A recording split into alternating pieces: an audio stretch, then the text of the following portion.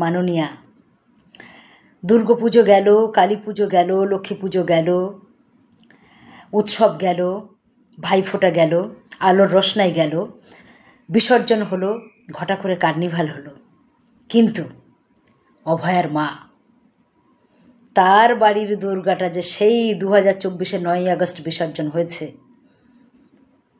তার বাড়িতে আর তার মা ঘুমায় না, তার মা হাসে না, তার মা ভালো করে খেতে পারে না।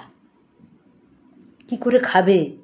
কারণ দুর্গা আসে দুর্গা যায়, কিন্তু অরিজিনাল তার মেয়ের খুনি, অরিজিনাল রাবণ, অরিজিনাল অসুর এখনও এই বাংলায় শ্বাস প্রশ্বাস নিয়ে বেঁচে আছে। সেই রাবণরা, যতক্ষণ না সেই রাবণরা ধরা পড়ছে, বা যতক্ষণ না ওই যারা প্রমাণ লোপাট করেছে তাদেরকে ধরা হচ্ছে, বা তারা কেন প্রমাণ লোপাট করেছে, যতক্ষণ না সেই প্রশ্নের উত্তর পাওয়া যাচ্ছে, ততক্ষণ পর্যন্ত আমরা আদিম হিংস্র মানবিকতার যদি কেউ হয়ে থাকি, একটা রাবণকে, একটা অসুরকে এই বাংলায় ছাড়ব না। সেটা আজ না হয় কাল, না হয় পরশু, তরশু, টুডে অর টুমোরো।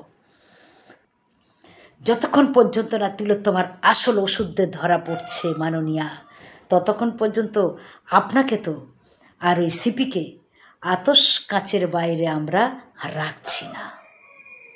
অনুবীক্ষণ যন্ত্র দিয়ে হলেও সেই অসুরকে আমরা খুঁজে বার করব। তিলোত্তমা আমার কেউ হয় না, তবু মেয়েটার কথা ভাবলে যন্ত্রণা হয়, যন্ত্রণা, রক্তক্ষরণ হয় বুকের মধ্যে। আর আপনি, তিলোত্তমার প্রসঙ্গ যতদিন থাকবে ততদিন আপনার প্রসঙ্গও থাকবে। তার কারণ তিলোত্তমার খুনের সাথে সিপি আর আপনার কি এমন কথোপকথন হয়েছিল, বড় জানতে ইচ্ছে করে। কি কথোপকথন হয়েছিল?